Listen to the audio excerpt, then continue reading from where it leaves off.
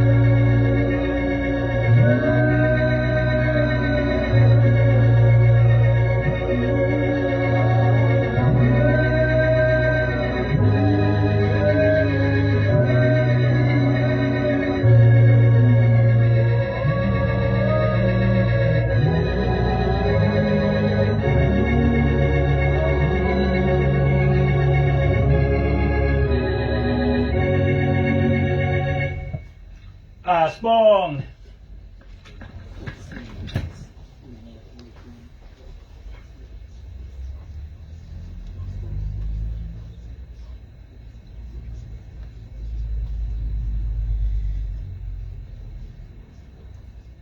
Amen.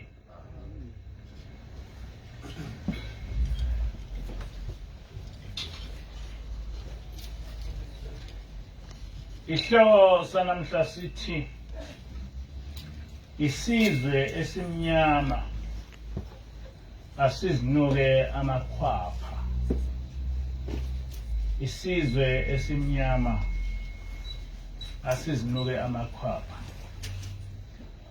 Lokhu kafuphi kuchaza ukuthi isizwe esimnyama asisibuke sona ukuthi konakelephi kuso. Isizwe esimnyama ake sizibheke ukuthi konakele kuphi kuso.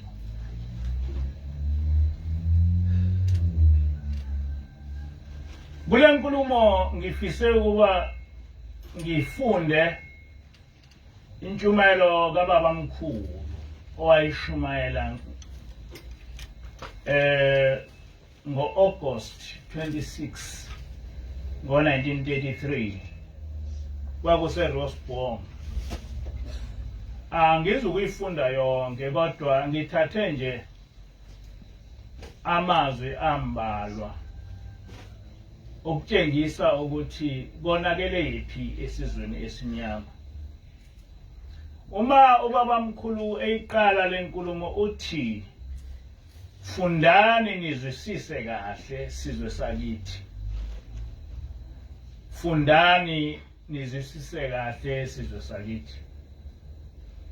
Into engiyitholile ukuthi isizwe sakithi asifuni ukufunda. Isizwe sakithi asifuni ukuzwa. Isizwe sakithi abantu abaningi kuso bafana nemfene nje. Abayihluphi ngokuthi becabange. Abayihluphi ngokuthi befunde. Kodwa iqiniso ukuthi ayikho into ongayazi uma ungafundi. Ayikho into ongayiqonda uma ungakunakekeli ukufunda. Njengoba ngimi phambi kwenu nje into enkulu engiyenza ukufunda. Ngisho ebusuku ngiyavuka ngifunde. Ngivuke ngibhale, ngifunda zonke incwadi. Ngoba ukufunda ukunikeza ulwazi. Uma ungafundi alukho ulwazi ongaba nalo. Kungaba iphutha elikhulu kabi ukuthi ngime phambi kwenu. Ngime phambi komhlaba.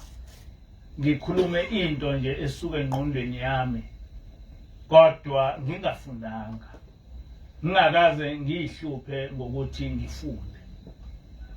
Uthi-ke umprofeti fundani nizwisise kahle sizwe sakithi.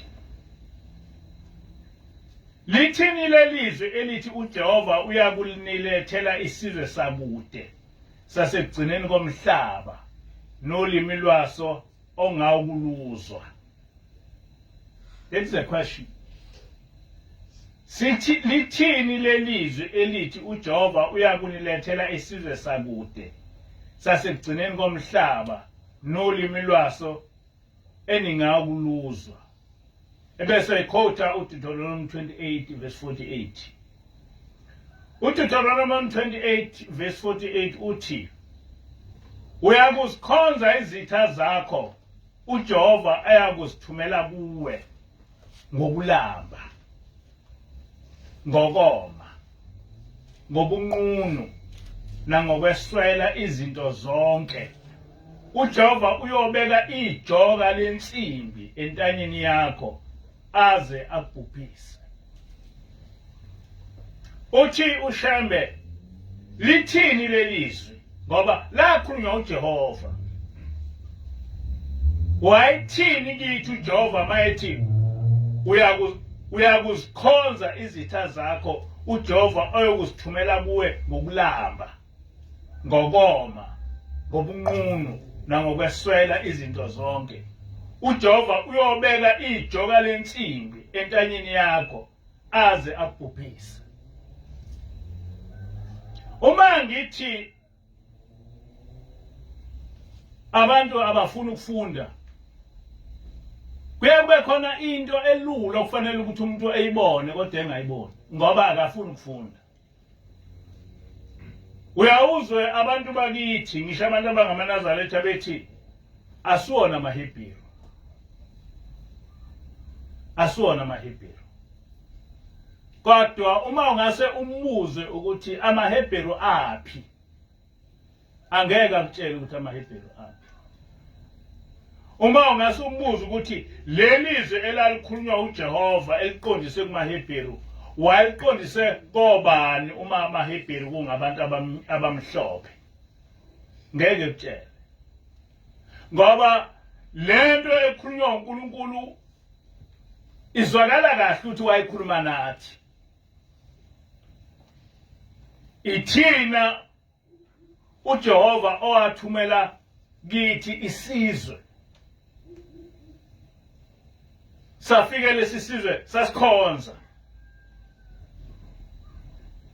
Kodwa uma umuntu omnyama umbuza ukuthi uma ngabe singayiwa amaHebheru lamazwi uNkulunkulu wayewaqondise kubani angeke kutshele.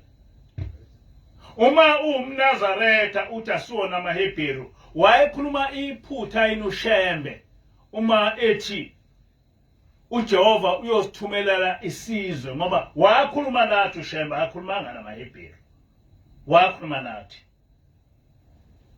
Uma ke ushembe ethi lamazwi akhuluma nathi lamazwi ayiqondiswe kithi. Ayiqondiswe kithi kanjani lamazwi ngoba siwona amaHebheru. Apha amaHebheru. Uma amaHebheru kungabantu abamhlophe. Ibaphi laba bantu abamhlophe uNkulunkulu ukhuluma ngabo? Uyaqhubeka ke ushembe uthi wathi uJehova siyakudla inzalo ezinkomo zakho nenzalo yezimvu zakho asikukushiyela nombila. Wathi uJehova siyakudla inzalo yezinkomo zakho nenzalo yezimvu zakho asikukushiyela nombila. Lo uDuteronomy 21 verse 58. Lapha uJehova uthi lesi sizwe siyokudla isithelo semfuyo yakho nesomhlabathi wakho uzobhujiswe asikukushiya okusanhlamvu iwayini elisha amafutha amasha amankonyane amazinyane ezimvu zakho size sikushaye sikubhuqe. Ukhuluma uJehova lesi sizwe esihlupha kangaka salethwa uJehova kithi. Wathi uma umprofeti echaza ukuthi isizwe esimhlophe salethwa uJehova kithi abezepolitiki bathukuthela bathi uyabalahla. Kodwa lapha uJehova akakho umuntu omnyama ongaboni ukuthi uJehova wayekhuluma ngesizwe esimhlophe. Ngoba isizwe esimhlophe sifike kithi senza kanje. Futhi akekho umuntu ongakuphika ukuthi lento lena lokhu kukhuluma kuqondiswe kithi. Ngoba ithina esinalenkinga. Uyaqhubeka ke ushembe uthi ninake endlu kasenza khona hlolisisani enikufundayo. Nina ndlu kasenza ngakhona hlolisisani enikufundayo. Nizwisise ningakhonzi izitha zenu akhuluma ngazo uJehova kini emandulo.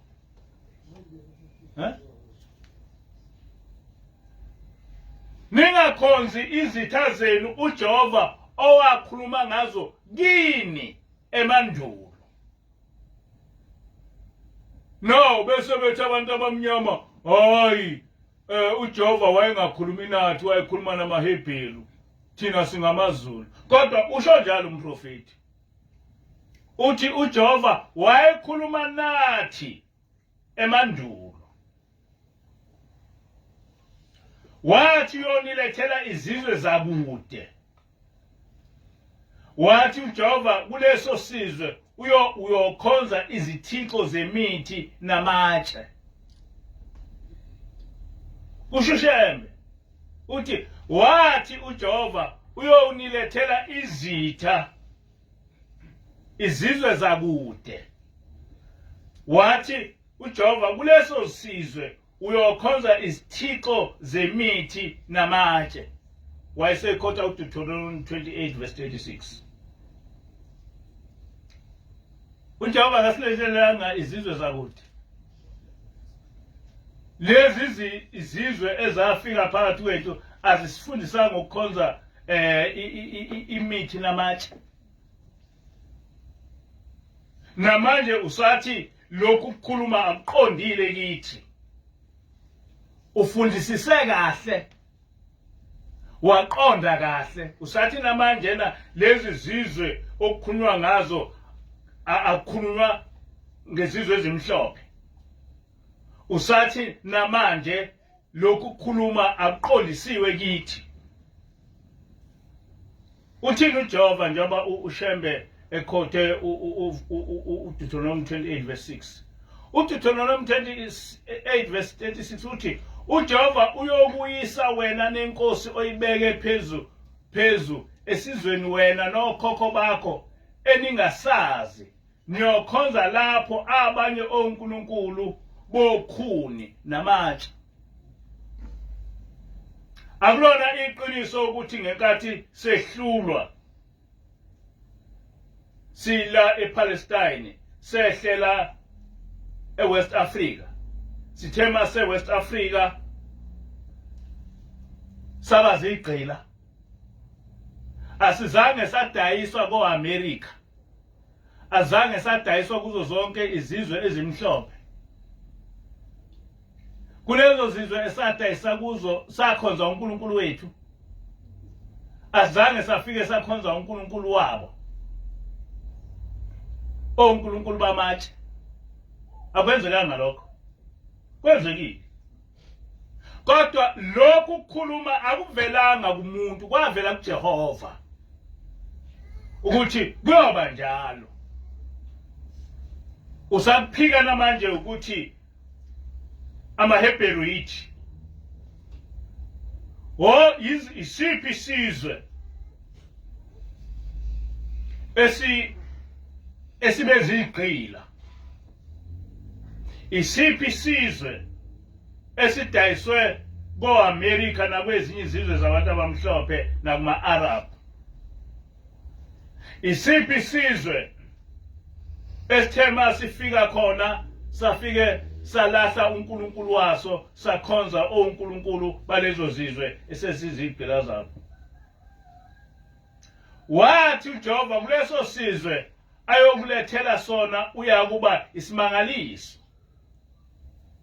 kuleso sizwe uJehova oyokulethela sona uyoba isimangaliso uyakuba isiga ukuthi uyakuba isiga kusho ukuthi uyoba into yokuhlekisa futhi negama lakho liyakuba elokuntela ha kusho uNkulunkulu long time ago emandulo njengoba eshilo ubaba omkhulu wakubeka uNkulunkulu ukuthi uyosithumela isizwe kodwa kulesi sizwe soba into enganamsebenzi nje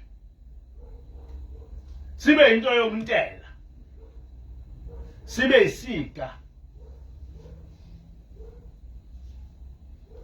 usakuphika ukuthi uNkulunkulu wayekhuluma nathi usakuphika ukuthi sisizwe samaHebheru uma uNkulunkulu wayengakhulumi nathi isiphi lesizwe owayekhuluma naso aphi lamaHebheru okhuluma ngawo uma kungayithi ngoba uma ufunda incwadi yamahubo 83 from verse 5 iyachaza ukuthi izizwe lezi ezimhlophe ziyosiqeda ziqede nokuthi sazi ukuthi sizalwa nguJakobe.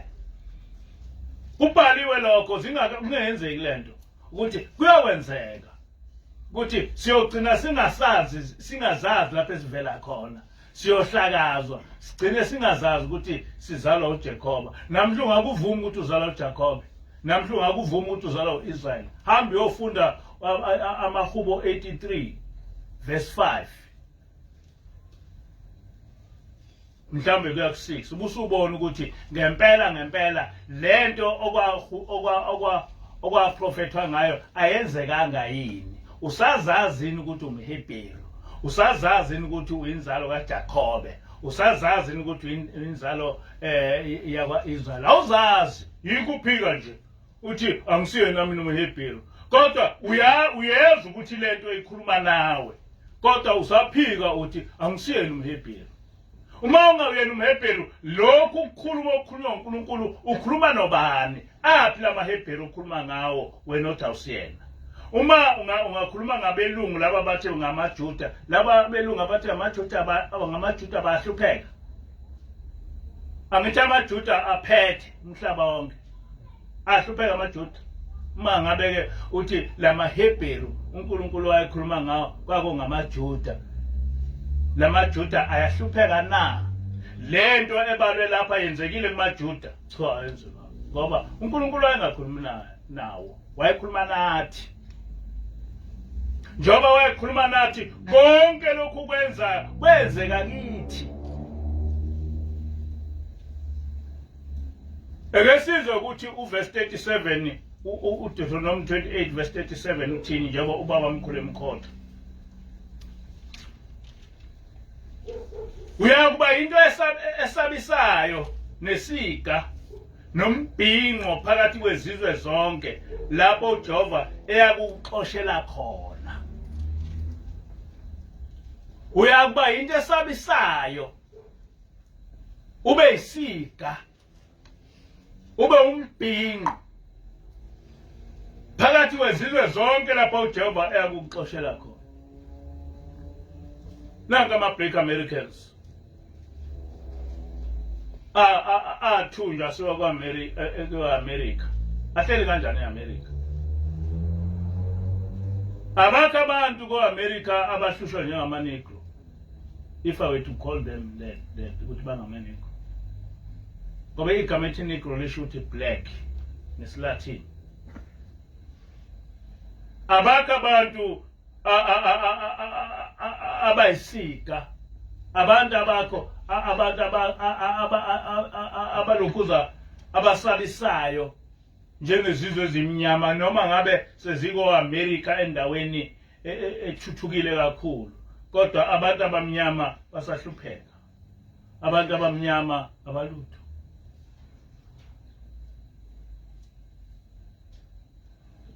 Futhi njengoba bengelutho nje nabo bazenza ukuthi bengabalutho. Uma ungase ucabange ukuthi abantu abamnyama kuleli sonto ledlule benzeni, uyashaqeka. Uyaye uzibuza ukuthi ngabe uNkulunkulu wenze iphutha yini ukuthi engenze ngibe umuntu omnyama. Ngoba behluke ngani nemfene abantu abakwazi ukuthi bevele behambe bebhubhisa izitolo, bebhubhise yonke into, ngakusasa bamulayini bayofuna ukudla khona lokho abakubhubhisile. Bangabantu abacabanga kanjani abantu abafike bebhubhisa imisebenzi, into yakhiwe iminyaka yakhiwa yacatshanga, bena bevele bevuke ekuseni nje befike beyibhubhise bengazi nokuthi njengoba beyibhubhisa bazodlani. Then the next thing bamulayini amakhulu ngamakhulu bazofuna ukudla khona lokho abakubhubhisile. What type of people are we? We are cursed. siqale kusiwe. Inkinga esinayo ukuthi asifuni ukufunda. Asiboni ukuthi siqale kusiwe. Asiboni ukuthi uNkulunkulu usicasukele ngoba asifuni ukufunda. Abantu abazi ukuthi konakelephi kubo. Kodwa kubhalwe phansi ukuthi konakalaphi. Kodwa abantu abazi ngoba abafuni ukufunda. uNkulunkulu wehla ezulwini ngokwakhe. Wafuke wasikhulula kuFaro eGibhithe. Wasenzela yonke into, bantwana basekuphakameni. Wasenzela yonke into uNkulunkulu.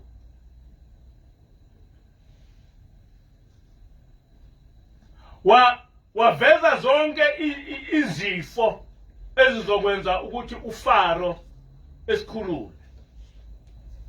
Kwathi noma sesiphumile eGibhithe, uFaro sesilandela. Wavula ulwandle ngamandla akhe, sahamba phakathi elwandle. Kodwa okwathi base kuhamba amabutho kaFaro wawabulala wonke. Okwathi mase kungaphesheya sesomile, uNkulunkulu wathi ashaye sashaya itshe, kwaphuma amanzi aphuzwa abantu abeza egidini embili. Okwathi mase silambile, uNkulunkulu waletha ukudla kuvela ezulwini, sadla iminyaka engamashumi 40. uNkulunkulu esondlile esondla, etshengisa ukuthi ngabantwana bami, ngiyanithanda.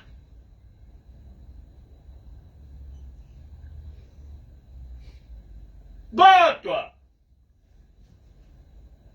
kulolu uthando lukaNkulunkulu, uNkulunkulu wenza isivumelwano nathi. Wathi ngininikeza into eyodwa nje, ngizonenzela yonke into eniyithandayo. Kodwa ngizonikeza into eyodwa ukuthi lokho engithi kwenzeni. Gcinani imiyalo yami. Lokho nje kuphela. Wathi njengoba senginenzele yonke into, uma ngabe ningasakwenzi engikushoyo, nothola isiqalekiso. Wabhala phansi, funda uDuteronomy 28 usukele mhlambe ko verse 48 or so. Wabhala phansi uNkulunkulu wathi uma ngabe ningasayenzi lento mina enginenzele yona, niyothola isiqalekiso. Wasitshela futhi uNkulunkulu ukuthi lesi siqalekiso siyohamba kanjani. Nisahamba njengoba eshilo, but still we don't see.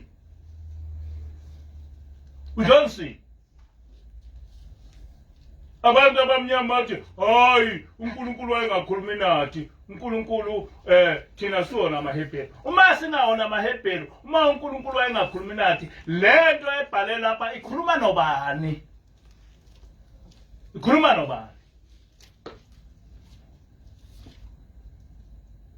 Wena-ke muntu onsundu, vula izindlebe zakho uzwe, namehlo akho ubone igama okuntelwa ngalo lapha emhlabeni, ukuthi elasiphi isizwe na. Uma ukukholwa kwenu kulithelela usizi, kusizani na? Kusiza ngani ukukholwa kwethu uma kusithelela usizi? Njengoba-ke sathatha inkolo yabezizwe, kusize ngani lokho? Ngoba le nkolo yabezizwe isithelele usizi, isithelele ubuphukuphuku. Abakho abantu abaziphukuphuku njengabantu abamnyama. Kodwa kuqaleni sasingayiziphukuphuku, sasikwazi ukwakha ngisho izindlu ezinhle, sikwazi ukwenza izinto eziningi sifunda. Namhlanje sifana nemfene, asikwazi ukwakha ngisho isipunu sokudla. Sivuke ekuseni siyophuza utshwala. Yonke into embi yenziwa yithi. kodwa bese sola izizwe ezinye hayi izizwe ezinye zisicindazele zalethwa uNkulunkulu ukuthi zisicindazele because we've got a problem. We've got a problem. Ngathi ngesonto elidlulo uma ngabe ungakayifuni wayithola i-cause ye-problem yakho ngeke uyisolve i-problem yakho. Ngeke uyisolve. Uma ngabe ungakayifuni i-cause ye-problem yakho ngeke uyisolve leyo problem. I-problem uyisolve ngokuthi uthole i-cause yayo kuqala. And i-cause yethu yokuqala yokuhlupheka kwethu ukuthi senza isivumelwano noNkulunkulu kwaze kwabulawa isilwane lesi sivumelwano sathelwa ngegazi ukuthi siyolandela imithetho kaNkulunkulu. uNkulunkulu uyosenzela yonke into. But mase sesenzele yonke into uNkulunkulu sangayingena indaba yakhe. Saphila impilo yethu. Wathi uNkulunkulu singayihlanganisi nezinye izizwe sahamba sayothatha onke amasiko ezinye izizwe sakhonza uNkulunkulu bezinye izizwe. And sikuphi manje? Sikuphi manje? Lento esehlelayo njoba sihlale sithi abelungu banjani siyahlupheka. No. Ake sibheke ukuthi lokhu kuhlupheka kuvelaphi ngoba uNkulunkulu uthi ngiyawuthuma isizwe sinihluphe. Ngiyawuthuma isizwe senze nje kini. Asingakubalekeli lokhu ukuthi lokhu kuvela uNkulunkulu. And until size siqonde ngeke kuze kulunge lutho.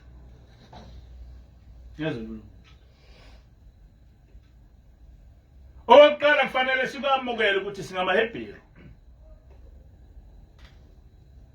Okwesibili sikwamukele ukuthi sasephula isivumelwane esasenza noNkulunkulu. Sasephula isivumelwane esasenza noNkulunkulu.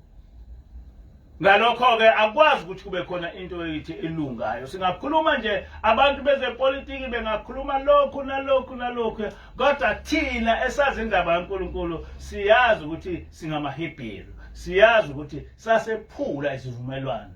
Siyazi ukuthi ukuze yonke into etiqonde kufanele ukuthi sibuyele kuNkulunkulu. Ayikho enye into ongasuyenze ngaphandle ukuthi sibuyele kuNkulunkulu. Ayikho into ongasuyenze.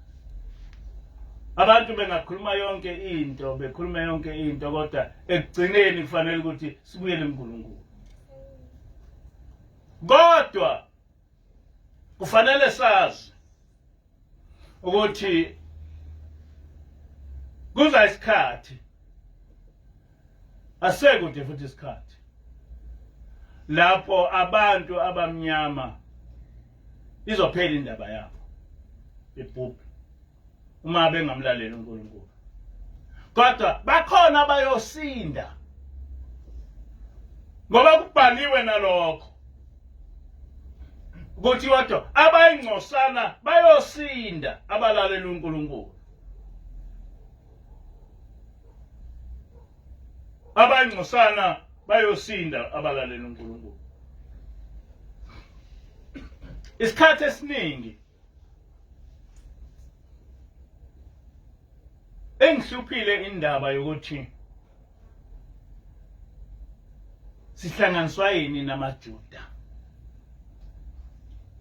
Engihluphile indaba ukuthi sihlanganiswa yini namaHebheru. Ngiyafisa ukuthi namhlanje ngibacacisela abantu bonke. Noma ngabe bangamaNazaretha, noma ngabe bangamaKristu, noma ngabe bangamaMuslims, noma ngabe bayinkolo yomdabu. Kodwa ngiyafisa ukuthi ngibachazele abantu abamnyama, kakhulukazi abala eSouth Africa nabakwezinye indawo abayinzalo kaJakobe.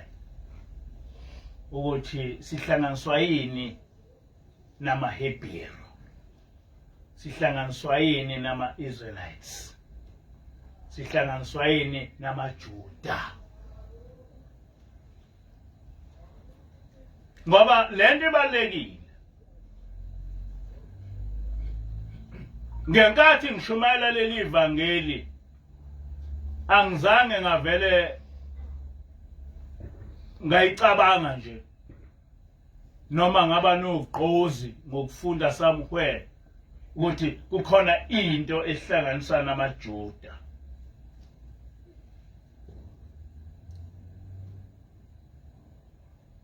Kwaku 2006 kuSeptember kwafika inkosazana nje yafika yahlala nathi singayazi ukuthi simanje sina nangumkhokheli. Kodwa kwathi kuyophela isonto noma amasonto amabili sasibona ukuthi lo muntu lona akusiyena umuntu wasemhlabeni, ingilosi. Akazange yena washo wathi ngingilosi, namanje akakaze esho nje ukuthi uyingilosi. Kodwa kwakufanele ukuthi siqhathanise ngezenzo ukuthi lo muntu ophakathi kwethu ngabe uyidimoni noma ngabe uyingilosi. Kodwa sasesibonile ukuthi akusiyena umuntu, sekufanele manje simclassify ukuthi lo muntu uyidimoni noma uyingilosi. Sabona ukuthi akasilona idimoni, akasiyena umoya omubi, ingilosi le. Sayithanda lenkosazana. Kodwa sinolwazi oluncane lwayo ukuthi inhloboni yomuntu lo ophakathi kwethu uzofunani kithi. Wafika ngoSeptember. Ngo-October ngayo 2006 lesimanga somuntu samthatha umkhokheli sahamba naye insuku ezo7 ngahlala ngedwa emthatheleni umuntu. Uthi-ke umkhokheli wahamba nalomuntu babe ngahambi lokhu kuhamba wala emhlabeni. Wayevele ethi nje eyithole sesendaweni ethize engazi ukuthi ufike kanjani nini. Uthi wafika waqhamuka emfuleni omkhulu. Uthi wayese ethi akabambelele kwinansuka yakhe ngoba ufaka inansuka enkulu. Wayese ngena naye kulomfula. Uthi-ke umkhokheli ngangena kulomfula ngithe ngibona ngase ngiqhamuka kwelinye izwe. Indaba yomkhokheli ke inde, kodwa kungifikele ukucabanga ngoba unkosazana uthi njengoba uthi ngangena nawe emfuleni, uyawazi lo mfule ngangena kuwona ungawukhomba. Uthi umkhokheli cha ngeke ngize ngikwazi ukukhona. Uthi-ke unkosazana uma umuntu elapha emhlabeni esiwe ezulwini, izinto zasezulwini zithatha isimo sasemhlabeni. Akukho mfule engangena nawo kuwo, kodwa wena wawusezulwini. Hayi ukuthi ngaya nawe emfuleni, wena waya ezulwini.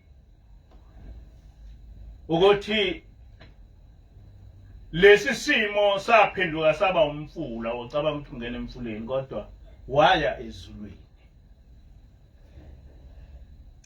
Aqali-ke ngomkhokheli ukuthi umuntu ngenyawo noma ngomzimba eyezulwini. eBhayibhelini siyafunda ngomprofethi ubani? Hayi Elijah.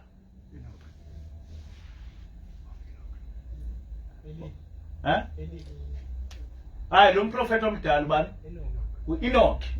Yes,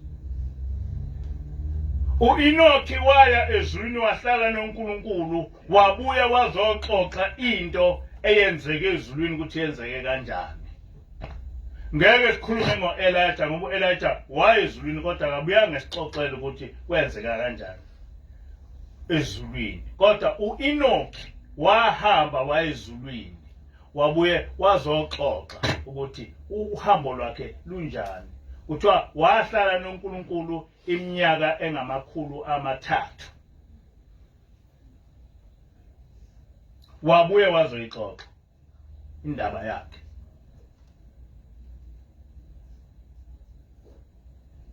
Lo mpostoli akayanga ezulwini waba nesibonakaliso.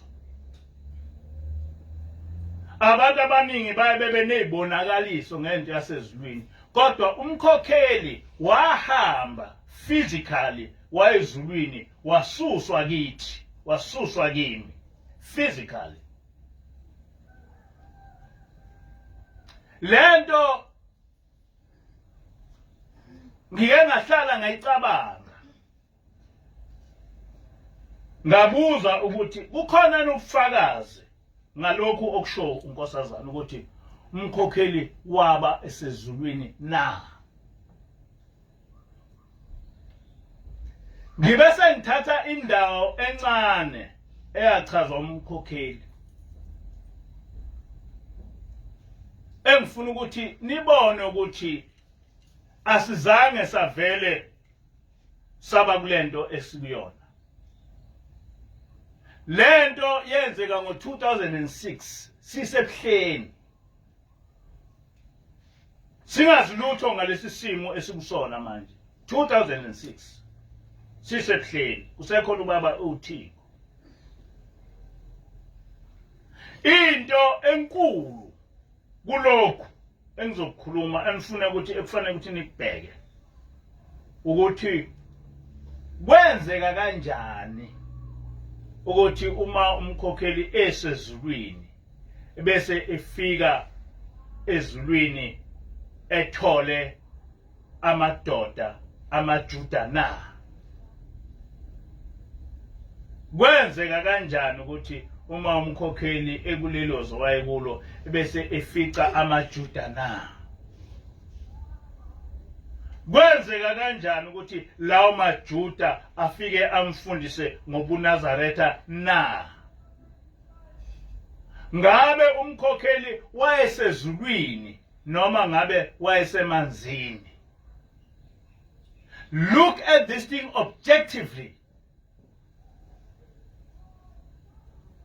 Noma ngabe ungumNazaretha ozondayo, noma ngabe ungumKristu, noma ngabe umMuslims, noma ngabe inkolo yomdabu, zibuke lezi zinto ngoba asisona ayisona isibonakaliso. Umkhokheli wahamba nalengilosi insuku ezo7 and ngenkathi ekulelozo ezukweni ezo7 labo owayehleli nabo abasezulwini babexhumana nami physically.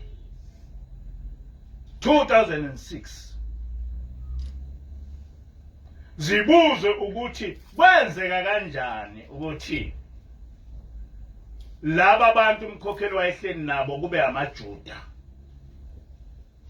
Kwangobani laba? Ngoba kwangamaJuda. Ukuthi kwangamaJuda umkhokheli ukuthi watshelwa uyena unkosazana ukuthi amaJuda. Kodwa kwangamadoda aseyikhulile anentshebe ezinkulu. Angayibabelungu kodwa bempofu. Kodwa uma laba bantu bemfundisa babekhuluma ngoshembe, bekhuluma ngobuNazaretha. Kwakwenzeka kanjani lokho? Ngithena entweni eziningi umkhokheli wayekhuluma, kodwa ngizothatha nje i-incident eyodwa ngayisummarize kahle ukuthi niyizwe bese nintshela ukuthi umkhokheli wayesemanzini noma wayesezulwini. uthi-ke umkhokheli nangu phambi kwami, lo muntu waya nami endaweni engcwele wayongibonisa abantu abangamathimba ahlukene, kodwa ngaxolisa, lo muntu waya nami endaweni engcwele wayongibonisa abantu abangamathimba ahlukene, kodwa okwakungimangaza ukuthi laba bantu babeqhamuka bembethe izingubo ezahlukene. Ithimba lokuqala lembethe izingubo ezimhlophe, kodwa ngingaboni ukuthi bayisima kanjani. Babe yibandla, iminazaretho yabo ingcolile.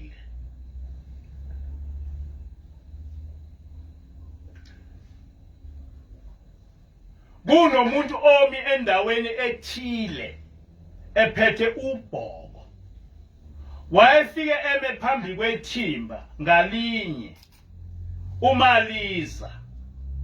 Leli thimba elaqhamuka lingcolelwe umNazaretha, kwathi uma ulo muntu efika kulo lolu bhoko elikhomba phansi, kuba nendawo engathi ivuleka njengegate elivulwa nge-remote control. Bese kuthi uma befika lapho okhombe khona ngobhoko, le minazaretha ibingcolile, ibe mhlophe njengeqhwa, bese lo muntu ebadlulisa. Ngangaboni ukuthi bagcina bephelelaphi. Nganoma niyayizwa lento. Uthi lo muntu wafika wamtshengisa ithimba labantu okwakuyibandla befake ingubo ezimhlophe, kodwa lezi ingubo ezimhlophe zingcolile. Kodwa zithi bekumala abantu befika phambi kwalo muntu eshaya ngobhoko phansi, bese kuvuleka into ekwasa gate, livulwa nge-remote control. Bese ma bedlula kulento ekwasa gate, bese izingubo zabo ziphenduka ziba mhlophe kakhulu, zikhazimule. Kwaqhamuka elinye ithimba elalembethe izingubo ezimhlophe njengeqhwa, kodwa okwathi uma sekufika lapho kulo muntu ofika ahlabe lolu bhoko phansi, lezi zingubo zajika ngaso leso sikhathi zaba ngezingcolile, zangcola zesabeka. Abazange babe besadlula bona, kwathi uma kuthintwa lokho kwathintwa, ngabona beshona kwenye indawo. Angibazi nabo futhi ukuthi baphelelaphi. Noma niyayizwa lento. Ithimba lokuqala liqhamuke linengubo engcolile, kodwa okuthema kufika phambi kwalomuntu eshaya ngobhoko phansi, kwavuleka igate. Bathema befika kuleli gate, zaphenduka ingubo zabamhlophe. Kwase kufika abesibili beneyingubo ezimhlophe, kodwa ithema ifika phambi kwalo muntu eshaya ngobhoko phansi, zaphenduka zangcola. Bahanjiswa endaweni yabo nayo. Wayesehamba futhi lo muntu nami, wafika wangibonisa into eyayisa glass, njengoba wazi isithwathwa emanzini acwebile. Kuleyo ndawo kunembali enhle exubile. Lo muntu wathi qhubeka ubheke. Ngabona umuntu omuhle ngendlela eyisimangaliso, kodwa naye lo engomunye walamaJuda. Ithi-ke le ndoda yomJuda usazobona kuzoqhamuka abanye.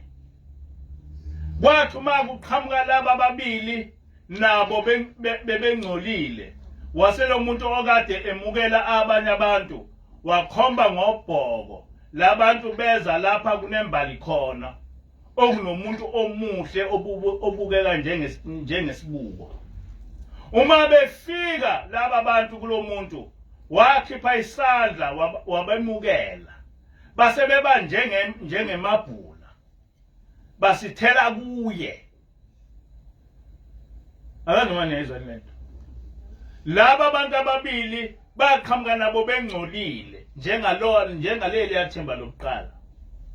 Kodwa bathi mabefika phambi kwalomuntu eshaya ngobhoko, kodwa bona basebenza kulomuntu okhazimulayo.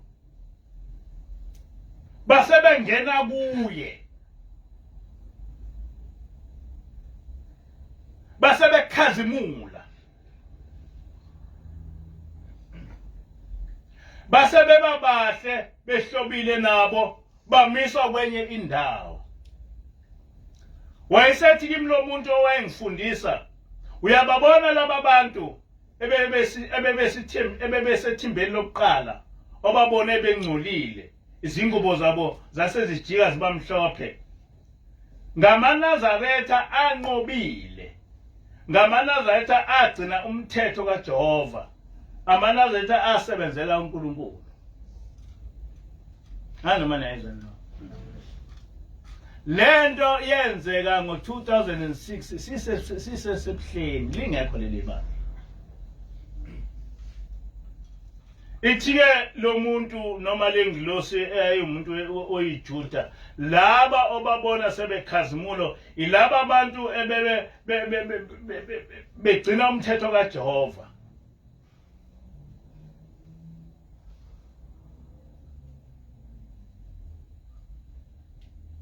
Besesemhlabeni babewonakala njengabantu abangasho lutho. Kodwa ngamaNazaretha amlalela umprofeti. Kodwa aqhamuka emazweni ngamazwe. Laba enibabona sebejika beba neingubo ezimhlophe, ngamaNazaretha amlalela umprofeti uIsashembe. Kodwa lama Nazaretha aqhamuka ezindaweni ezahlukene. Aqhamuka kumazwe ngamazwe, kodwa alalela imfundiso yomprofeti.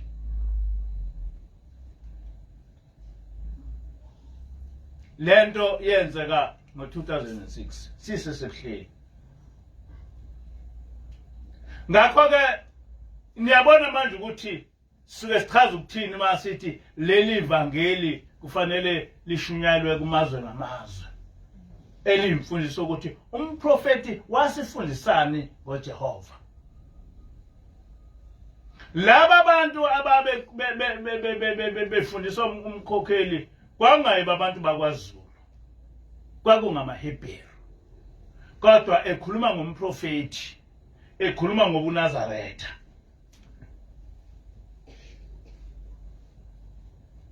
Abanye ngabasendaweni ethile yasesizweni esithile, nabanye baqhamuka ezindaweni ezithile. Laba balalela izwi lomprofeti uma ekhuluma. Yibo-ke laba abanqobile. Njengoba ubona izingubo zabo zishintshwa, sebethatha umqhele wabo, sebethatha ukukhanya abakusebenzele. Sekuyaphela kwedeleleka. Sekuyaphela konke lokhuyana. Sebethatha ubungcwele obuphelele. Sebenikezwa indawo okufanele bahlale kuyo, babe ngamaNazaretha, babe ngcwele. You still say ukuthi umkhokheli wayesemanzini noma wayesezulwini? Lento umkhokheli wayebona into esemanzini noma wayebona into esezulwini. Wayesethi uyalibona leli thimba eliqhamuke limhlophe linemnazaretha emihle, kodwa okuthe uma selifika phambi komuntu obumbona, wathi uma ekhomba ngobhoko lemnazaretha yasebe iyashintsha iba ngengcolile. Ilabo ekade bezibiza ngamaNazaretha, ilabo kade besihlanganisa nezinto uJehova angazifuni. Yibo labo ekade bekhonza isithixo. Yibo laba ebekade benabanye onkulunkulu. ilabo ebekade behamba baya ezindaweni ezahlukene. Namhlanje ngizwa kuthiwa amaNazaretha aseneyingubo ezimhlophe namagama abaswenka ngazo.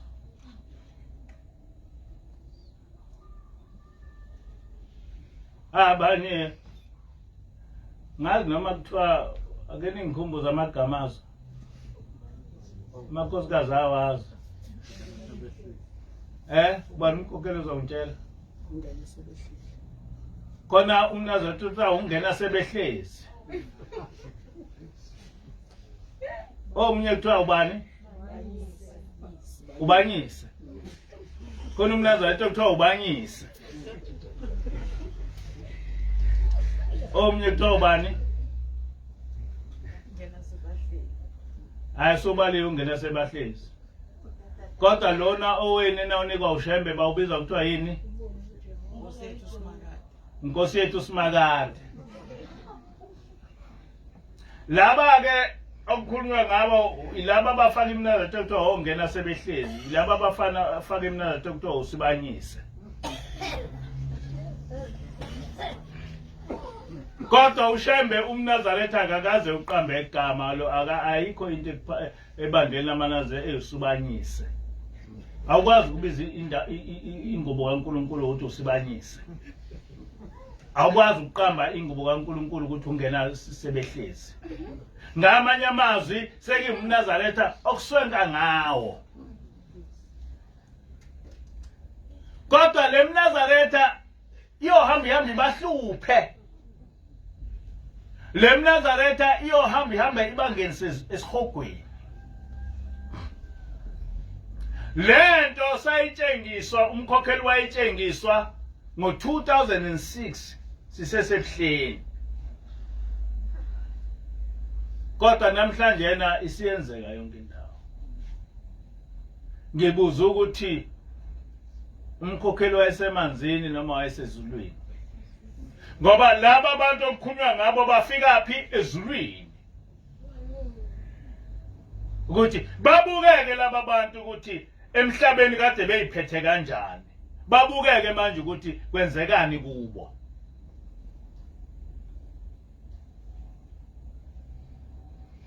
Njengoba ngichazile ukuthi ngawuboniswa umonakalo owenziwa izangoma ebandleni likaNkulunkulu.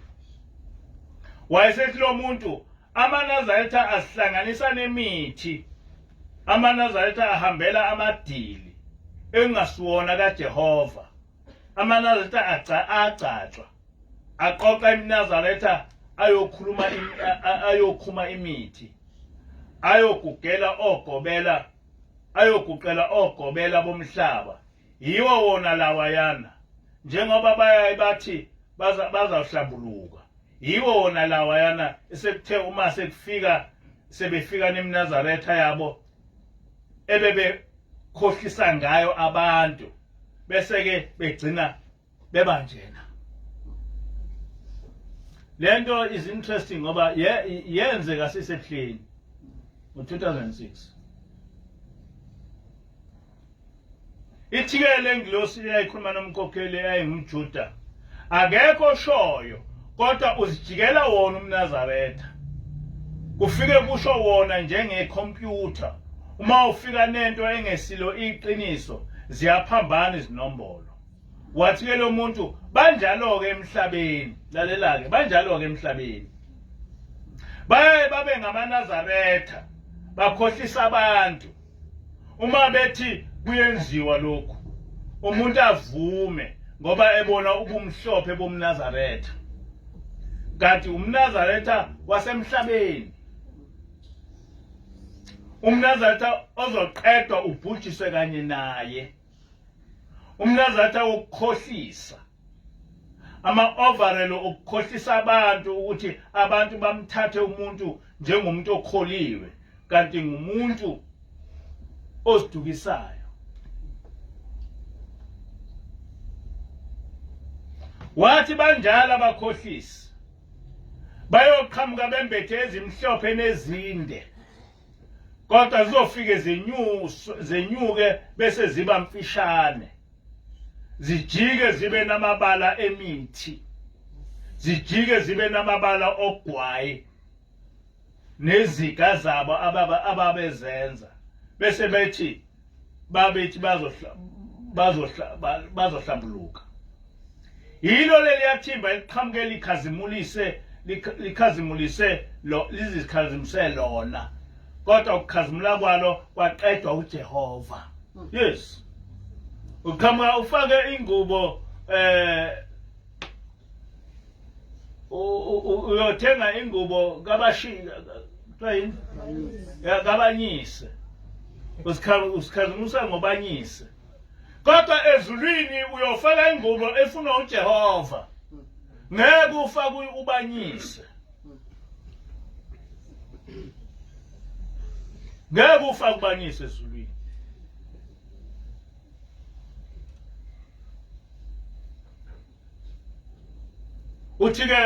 Ithi-ke le ngilosi ibona laba abazikhazimulise bona ya uya esontweni uzikhazimusa wena ufika sebehleli ubonakale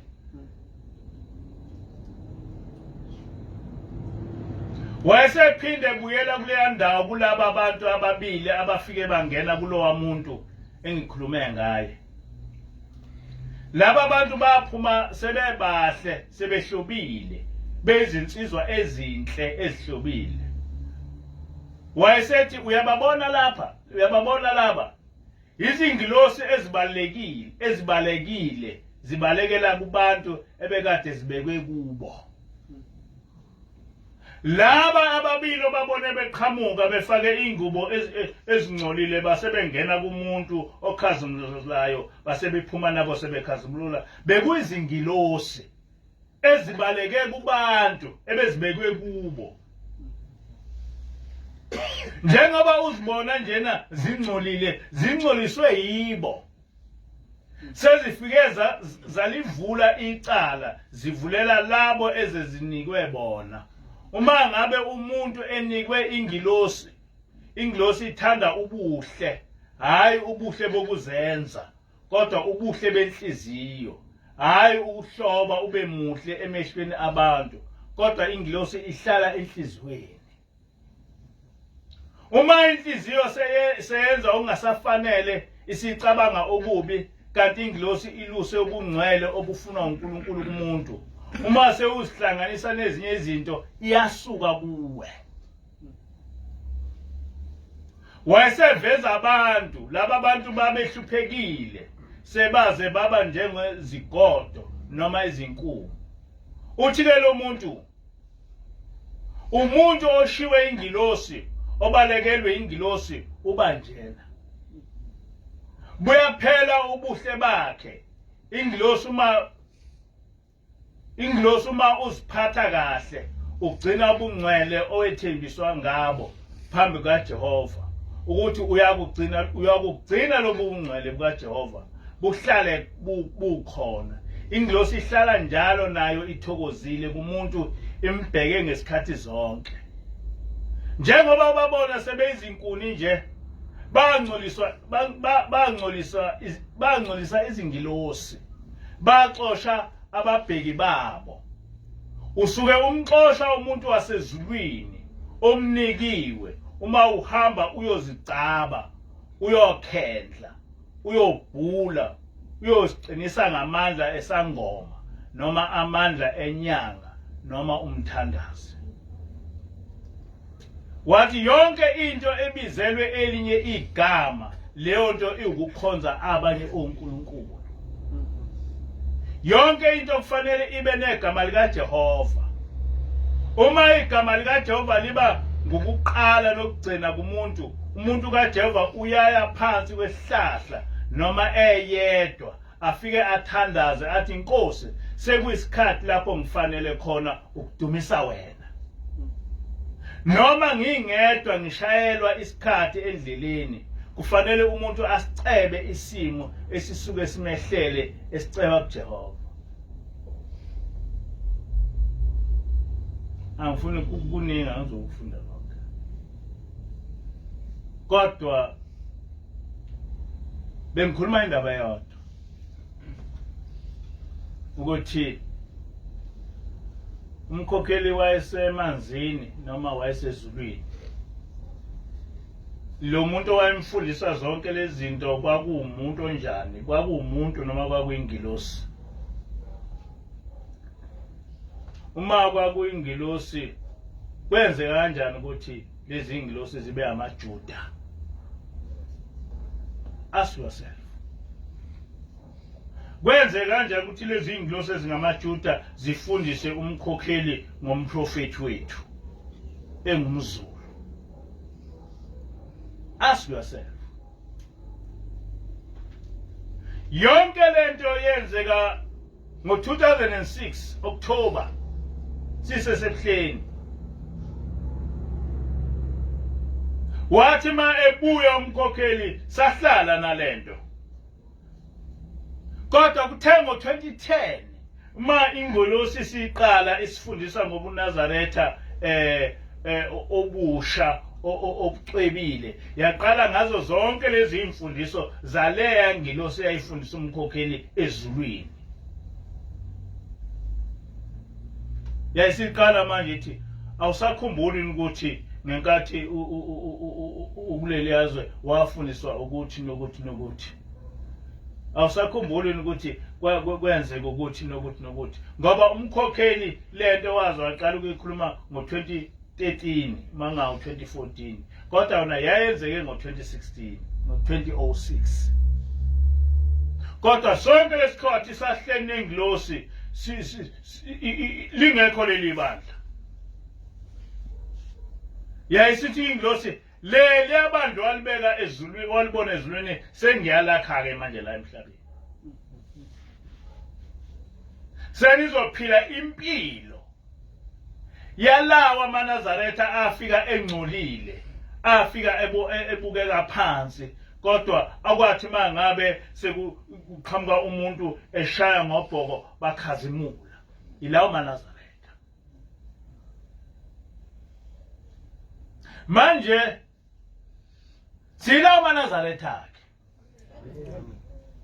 lento esiyona siyona into esayiphupha kwathathwa umkhokheli waya ezulwini wafika wahlala insuku eziwu7 efundisa ukuthi umuntu owumNazaretha uyiphatha kanjani umuntu owumNazaretha uba njani physically hayi ukuthi waba nesibonakaliso cha yafika indosi yamthatha wahamba naye wayitshengiswa lento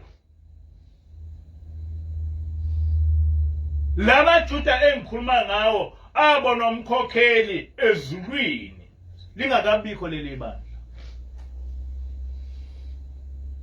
ngase ngiyacabanga ukuthi lento ibi kanjani ngathi mangiqala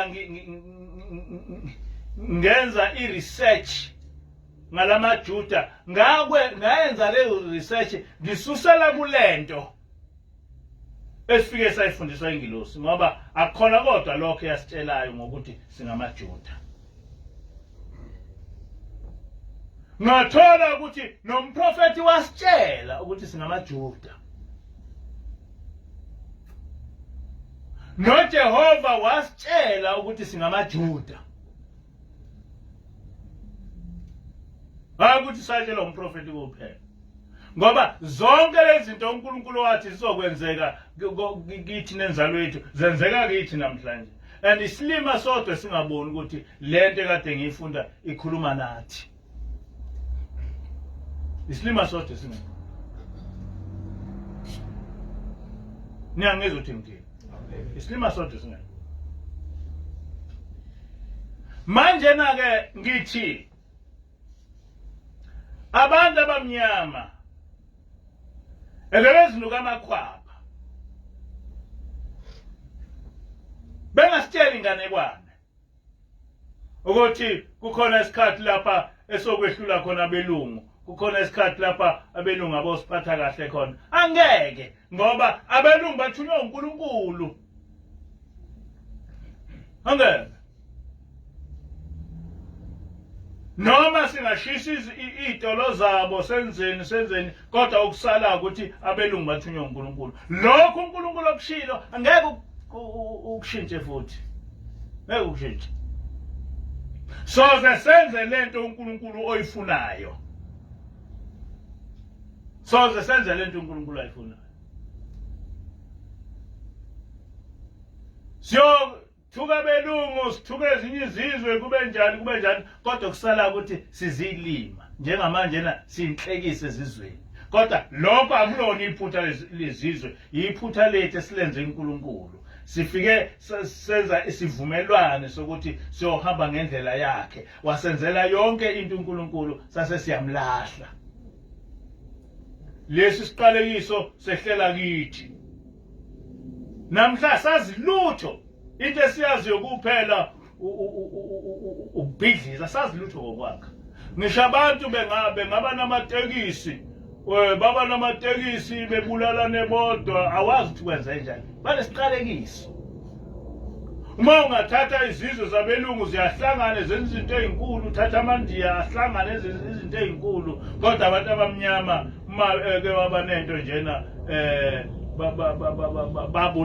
bebulalana ngamatekisi nje kuthi wena uhambe emgwaqeni wami wena unjani what is the problem? The problem is a curse. We are cursed. And ayikho into enhle ungayibheka umuntu oqalekisiwe. Umuntu uma eqalekisiwe wenza noma yini. Isiqalekiso nje sinjalo kangakanani kuqaliswe uNkulunkulu.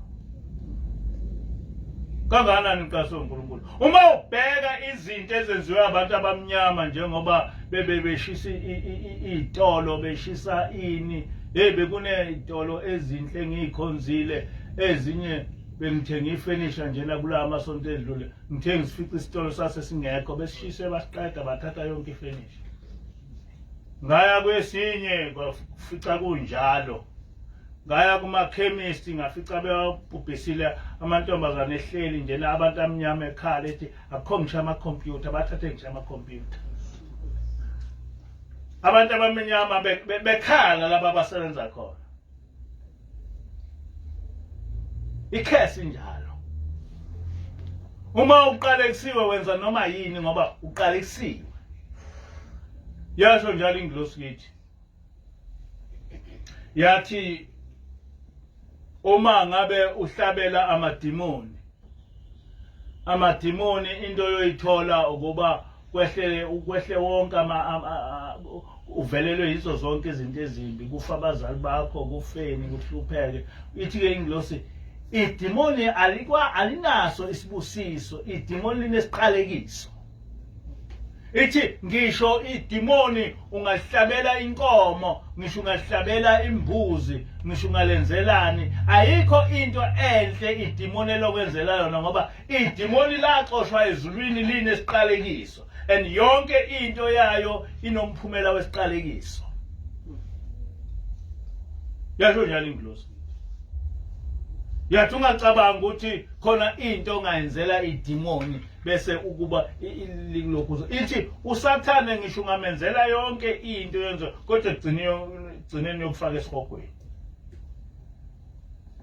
usathane yokufaka esihogweni gcineni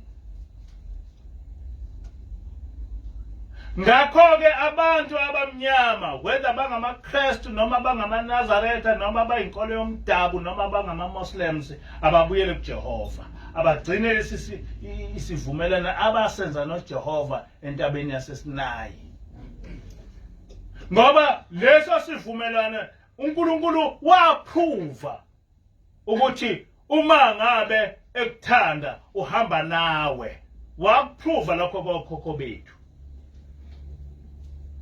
uprovile lokho kithi all that is necessary ukuthi sigcine umthetho wakhe senze lokho sitshela khona wafika kithi yafika ingilosi yathi celani uNkulunkulu ukuthi le COVID-19 inganibulali. Celani uNkulunkulu. Nikelani nicela uNkulunkulu ukuthi iCovid-19 inganibulali. Nicele uNkulunkulu ukuthi nezihlobo zenu eseduze kwenu zingabulawa iCovid-19. Sacela lokho. Kodwa into yokuqala esiyenzile ukugcina umthetho wakhe. Azange savele sacela nje. Kodwa saqala ngokugcina umthetho wakhe.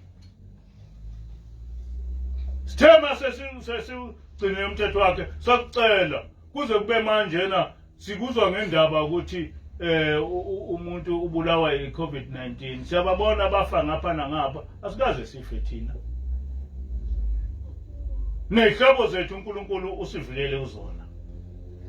Angaze nje empilweni yami ngikhalele ukuthi khona umuntu ofile ebulawa iCovid-19. Nana nikaze ngikhale. Ngiyababona nje abantu ukhuluma ngomjovo manje. Umjovo. Ngisho ngoma TV nakuma radio ukhuluma ngomjovo. Ngoba alikho elinye ithemba abanalo kuNkulunkulu ngaphandle komjovo. Alikho. Kodwa thina siphiliswe uNkulunkulu asiphiliswanga thina umjovo. Philiswa uNkulunkulu. Khona kwangibuza ukuthi kufanele ngijove yini. Ngithi mina manga sekwenzeka ungajovi. Kodwa hayi ukuthi kusho ingilosi, kusho mina. Ngoba ingilosi by nature iyayingafuni ukuthi silwe nohulumeni. Kodwa ukungajovi asili nohulumeni ngoba kwasho yena ukuthi uhulumeni wathi akakho umuntu ophoqhiwe ukuthi ejove. Kwasho uRamaphosa impela. AmaSulumane avela athatha isinqumo sokuthi akajovi. Nathi njengamaNazaretha kufanele sithathe isinqumo sokuthi asijovi mangase kwenzeka. Ngoba ubaba mkhulu wayesithathile leso sinqumo angazi noma niyakwazi lokho. AmaNazaretha esikhathi kababa mkhulu angajovi. Aze joviswe ngenkani. Angajovi AmaNazaretha. Ngakho-ke sezojova kanjani manje kalula nje. Uma lo mjovo kungahamba kuhambe mhlambe after 5 years or 10 years uphenduke kube ukufa. Uyokwenza njani? Ngoba kulula nje manje ukuthi bethi hayi uyaphila. Kodwa what is going to happen after 10 years? What is going to happen after 5 years? Ngoba ziningi izinto ezikhulunywa ngalomjovo. Kodwa laba bawu-recommenda abakhuluma zonke izinto ezinhle kodwa ziningi izinto ezikhulunywa abantu ngale mjovo. Angisho ukuthi ngajova kodwa mina ngeke ngijova. Ngoba kufika ngojova mase ngiphoqile. Kodwa manje ngaphoqwe ngeke ngijova. Ngoba uNkulunkulu ungiphilisile ngajovile. Nani uNkulunkulu uniphilisile ningajovile. So isidingo sokuthi ngijove isiphi. Ngoba awazi ukuthi after 5 years lo mjovo uzobunjani. Nalabo abathi asijove abazi. Angazi ukuthi yini ezi ukuthi becabanga ukuthi lo mjovo lona uzobaphilisa. Ngoba ungabaphilisa kwesikhashana kodwa emva kwesikhathi uphenduka kube ukufa. Ziningi izinto lapha engibone zibaphilisa abantu zibenza bebe abahle abantu kodwa emva kwesikhathi zibe isimangaliso. Kwake kwaqhamuka amafutha okuthiwa iSuper Rose.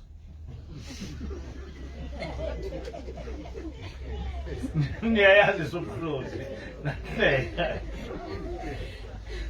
iSuper Rose yayibenza abantu bebemhlophe baphucule benze yonke into kodwa kwathi after 5 years azi noma kwake iminyaka emingaki iSuper Rose yenza isimangaliso kubantu. Yenza isimangaliso iSuper Rose kubantu. Yavalwa. Noma nasenzelwe nini. Yavalwa. Kodwa abantu basebebe babahle baba izo zonke izinto kodwa emva kwesikhathi iSuper Rose yathi angekwenziwa mina lokho.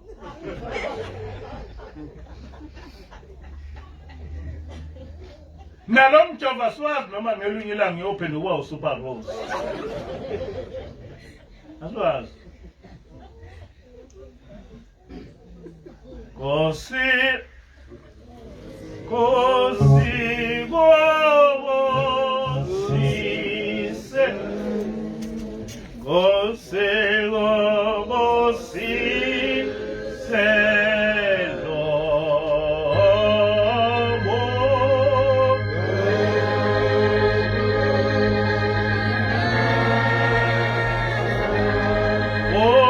Obonaza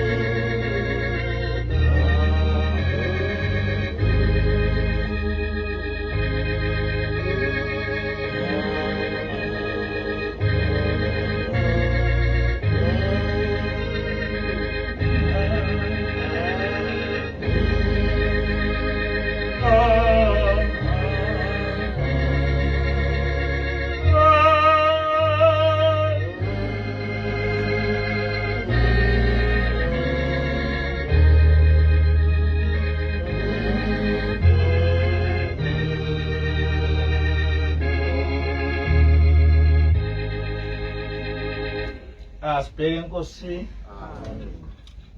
Nkulunkulu wasephakameni, Nkulunkulu kaShembe. Siphambi kwakho ngaleyo suku lwakho lweSabatha. Sibonga Nkosi umusa wakho nothando lwakho wena Nkosi. Osimemele Nkosi kuba size kuwe sizokudumisa. Sicela Nkosi ukudumisa kwethu kwamukeleke. Bonke Nkosi abantwana bakho abaphakathi kwale ndawo nabakude ubakhumbule. Nalesi sifo Nkosi COVID-19 singabehleli. Nesihlobo zabo uNkulunkulu wasekuphameni zingabehleli. Nabantwana bakho Nkosi bonke abagula Nkosi bephethwe lesifo nezinye izifo Nkosi baphilise. Ngiyacela Nkosi kuba uzibonakalise Nkosi ubukhona bakho emhlabeni. Uzibonakalise Nkosi uthando lwakho. Ungabheki Nkosi izono esiza nazo kuwe. Kodwa Nkosi ubheke uthando esikuthanda ngalo. Ngelakho Nkosi igama manje uze phade. Amen.